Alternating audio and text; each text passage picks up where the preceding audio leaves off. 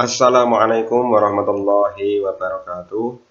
Alhamdulillahirabbil alamin. Allahumma sholli ala sayyidina Muhammad wa ala ali sayyidina Muhammad. Rabbi shrah li sadri wa yassir li amri wahlul 'uqdatam min lisani yafqahu qawli. Ustadz, ustadzah dan juga Bapak Ibu wali murid kelas 1 sampai kelas 6 serta anak-anak kelas 1 sampai kelas 6 yang dirahmati Allah. Alhamdulillah, segala puji bagi Allah. Pada kesempatan hari ini Allah masih memberikan kenikmatannya kepada kita, nikmat sehat, nikmat sempat, sehingga kita semuanya bisa melakukan kebaikan-kebaikan untuk bekal kita menghadap Allah Subhanahu wa Ta'ala.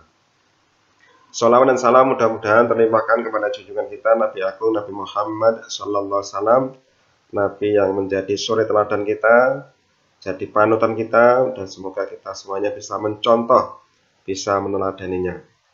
Dan semoga kita semuanya termasuk umatnya yang nanti di akhirat mendapatkan syafaatnya. Bapak Ibu yang dirahmati Allah, pada kesempatan kali ini perkenalkan kami atau saya Trianto dari Kesiswaan akan menyampaikan sosialisasi program karakter pembiasaan pagi berkah. Nah, ini lanjutan dari karakter yang dulu yang sudah kita lakukan, kita programkan, ada 3. Masih ingat Ustadz Ustadzah dan juga anak-anak? Yang pertama apa? Yang pertama, bersih dan rapi itu keren, sip. Terus yang kedua apa? Bersikap sopan itu hebat. Yang ketiga, santun is good. Yang keempat, pagi berkah. Apa pagi berkah ya? Ini kami pilih pagi berkah, tagline-nya ini. Pagi berkah, hidup jadi mudah. Nah, semoga dengan melakukan kebiasaan pagi berkah, hidup kita, keluarga kita jadi mudah. Oke, untuk karakter pagi berkah ini yang mengapa kami memunculkan pada kesempatan kali ini. Yang pertama, ini ada beberapa alasan. Ya, kami mirisnya kalau melihat subuh jamaah di masjid, hampir anak-anak atau remaja itu tidak ada yang menjadi jamaahnya. Kebanyakan adalah orang-orang tua. Nah, kami berharap setelah program pagi berkah ini program unggulan, anak-anak SYA Zahra terutama kelas atas sudah terbiasa menjadi pionir di kampungnya masing-masing untuk sholat berjamaah di masjid. Itu yang pertama. Terus yang kedua, mengapa kami meluncurkan program ini? Karena masa pandemi ini anak-anak tidak masuk sekolah, banyak pembiasaan pagi ketika masuk ditinggalkan. Misalnya mandi pagi, mungkin karena tidak sekolah, banyak dari anak-anak kalau pagi tidak mau mandi. Terus kemudian juga sholat duha, kalau di sekolah selalu diingatkan istirahat untuk sholat duha, ini tidak tahu kalau liburan ini. Dan juga yang lainnya. Semoga dengan pembiasaan pagi berkah ini, nanti ketika kita masuk, anak-anak masuk, sudah tidak kaget lagi. Karena apa? Sudah dilakukan setiap harinya. Ini alasannya tadi sudah aku sampaikan. Terus kemudian yang selanjutnya, tadi apa tagline-nya? Masih ingat? Pagi berkah, hidup jadi mudah. Ayo, saya ulangi sekali lagi. Pagi berkah, hidup jadi mudah. Itu harapan kita semuanya, hidup kita, keluarga kita mudah semuanya. Nah, pembiasaan pagi berkah ini tidak hanya berlaku untuk siswa, tapi juga guru. Dan kami juga berharap orang tua di rumah juga sebagai guru juga bisa melakukan 11 pembiasaan ini. Nanti kalau menyelesaikan ya, kalau Bapak Ibu yang menyelesaikan. Tidak harus 11, yang minimal 9 atau 8 bisa dilakukan setiap hari. Syukur-syukur 11 bisa dilakukan semuanya. Yang pertama apa? Bangun pagi maksimal 15 menit sebelum waktu subuh. Terus kemudian sholat tahajud plus witir ya. 2 tahajud, 1 witir, minimal itu bisa dilakukan setiap malam. Terus sholat fajar, sholat sunnah sebelum subuh ya qobliyah subuh. Sholat subuh berjamaah bagi ustadz di masjid, bagi ustadzah bisa di rumah dengan putra-putrinya. Sedekah subuh berdoa, karena punya kenteleng subuh silahkan diisi walaupun hanya 500 rupiah tapi rutin setiap hari. Tilawah Al-Quran, zikir al-ma'thurat, ini sebagai perlindungan kita apalagi di masa pandemi ini. Tidak tidur setelah subuh, diusahakan setelah bangun tidak tidur lagi sampai matahari sepenggalah waktu duha. Baru waktu duha ya silahkan tidur lagi kalau nggak masuk kerja. Nomor 9, minta maaf dan ridho pasangannya. Itu kalau punya pasangan. Yang belum punya pasangan ya sama orang tuanya, bapak dan ibunya. Yang ke-10 sholat duha. Dan yang terakhir, ini biar kerja kita berkah, apel pagi tidak terlambat. Disiplin. Ini kebiasaan untuk ustadz, ustadzah, dan karyawan SD Zahron. Bapak Ibu, monggo ini 11 kebiasaan ini juga bisa dilakukan di rumah, biar nanti anak-anak kita bisa mencontoh, meneladani kita semuanya. Terus kemudian yang kelas bawah cukup ringan. Ada 5, sholat subuh pada waktunya, tidak harus berjamaah, kalau berjamaah lebih baik. Mengisikan terang subuh dan berdoa, merapikan tempat tidur, biar setiap hari bisa merapikan, melipat selimut, melipat sarung, menata bantal guling, terus mandi pagi sebelum jam 7. Nah ini kebanyakan anak-anak yang tidak sekolah, tidak masuk sekolah, mandinya itu kadang nggak mandi kalau pagi. Nah diusahakan ini ada kebiasaan mandi pagi, anak-anak terbiasa mandi pagi sebelum jam 7. Sholat duha, ini yang kelas bawah. Yang kelas atas, kelas 3, kelas 4 sampai kelas 6 lebih banyak lagi, ada 7. Yang pertama sholat subuh berjamaah di masjid bagi laki-laki, di rumah bagi perempuan. Tidak tidur setelah subuh, karena apa? Kalau tidur nanti pembiasaan yang lainnya akan tidak bisa dilakukan. Ini yang utama nih 2 ini, sholat subuh berjamaah dan tidak tidur setelah subuh, ini yang utama.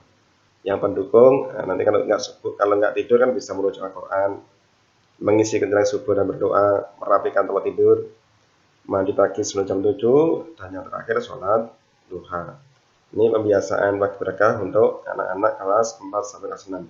Yang utama adalah sholat subuh berjamaah dan tidak tidur setelah subuh. Yang lain nanti pendukung. Kalau syukur-syukur 7 kegiatan ini bisa dilakukan semuanya. Terus cara menanamkan karakter pagi berkah ini ya, agar berhasil maka perlu ada cara, ada strategi biar kita semuanya merasakan dampak dari program ini. Yang pertama adalah keteladanan. Keteladanan dari ustadz, ustadzah, dan juga orang tua di rumah. Karena yang paling menentukan adalah orang tua, karena anak-anak berada di rumah. Ustadz, ustadzah, dan orang tua menjadi teladan dalam pembiasaan pagi berkah anak.